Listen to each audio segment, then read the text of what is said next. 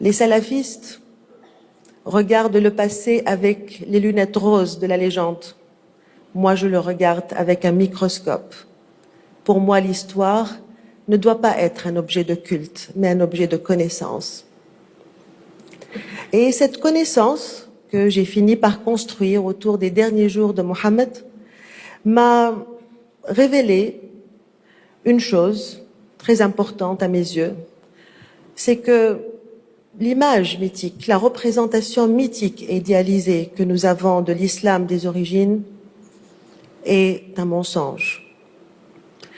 Le constat le plus accablant que j'ai fait est que la violence dans l'histoire de l'islam n'est pas un phénomène conjoncturel, mais structurel.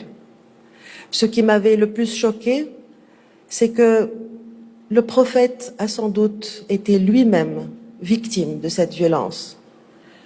Le premier califat a été instauré suite à un véritable coup d'État. Et il a été inauguré par un bain de sang. Le premier calife a tout de suite déclaré une guerre sans merci à tous ceux qui ont contesté son autorité. Voilà qui déconstruit l'image d'un âge d'or de l'islam et de ses pieux ancêtres, as-salaf salah, dont se réclament les salafistes. Daesh, en instituant le prétendu État islamique, ne fait en fait que répéter les origines tragiques de ce premier califat qui a été édifié au prix d'un massacre. Alors quand on évoque cette question de la violence endémique au cœur de l'histoire de l'islam, j'ai constaté qu'il y a deux sortes de réactions. Il y a d'un côté une réaction majoritaire, celle du déni. Ce n'est pas l'islam, ce n'est pas nous,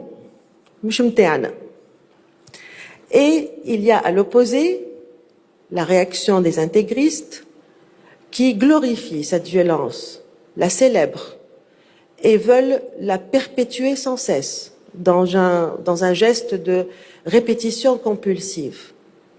Moi, je pense qu'il y a entre les deux réactions une posture intermédiaire, qui est la mienne, qui consiste à assumer cette histoire tout en la tenant à distance, tout en la prenant pour ce qu'elle est, un temps révolu qui doit être soumis à l'analyse et à la lecture critique. Et il faut dire que les textes de la tradition musulmane se prêtent volontiers à cet exercice de la lecture critique. C'est vrai, ces textes sont un outil de légitimation de la violence et du fanatisme. Mais quand on regarde de près, on constate que ces textes contiennent à la fois le poison et l'antidote.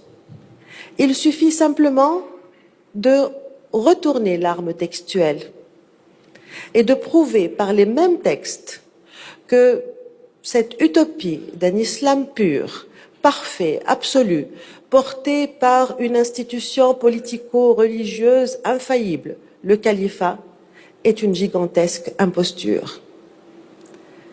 C'est vrai, les mouvements politico-religieux ont toujours confisqué le passé et falsifié l'histoire. Ils ont figé la tradition, ils l'ont momifiée pour la manipuler à leur guise et garder par là même un contrôle sur les esprits. Moi, j'ai essayé d'arracher les textes de la tradition des mains de ces manipulateurs. Et je pense que chacun de nous, à son échelle, doit faire ce travail.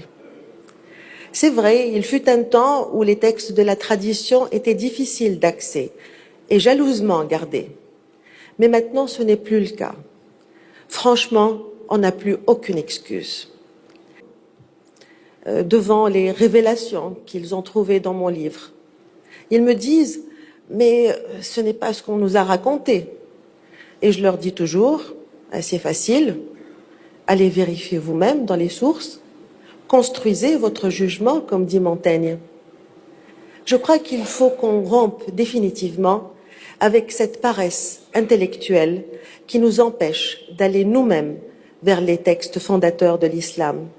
Chaque période historique a le devoir d'investir sa tradition pour la relire et la réécrire. Le XVIe siècle, comme vous le savez, a été surnommé le siècle de la Renaissance, alors qu'il a été déchiré par les guerres de religion. Or, si on l'appelle Renaissance, c'est parce que pendant ce siècle, quelques hommes ont décidé de lire autrement les livres des anciens. Par ce geste salvateur, ils ont changé le monde. Moi, je pense qu'il y a deux sortes d'authentiques révolutions. Il y a les révolutions coperniciennes, celles qui font avancer la science, le savoir. Et il y a les révolutions individuelles, intimes, que chacun accomplit en lui-même.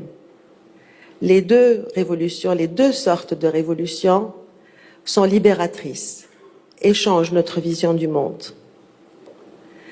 Moi, j'estime que j'ai commencé à peine cette révolution individuelle, intime. Et je suis sortie complètement métamorphosée de cette expérience de lecture, réécriture de l'histoire de l'islam.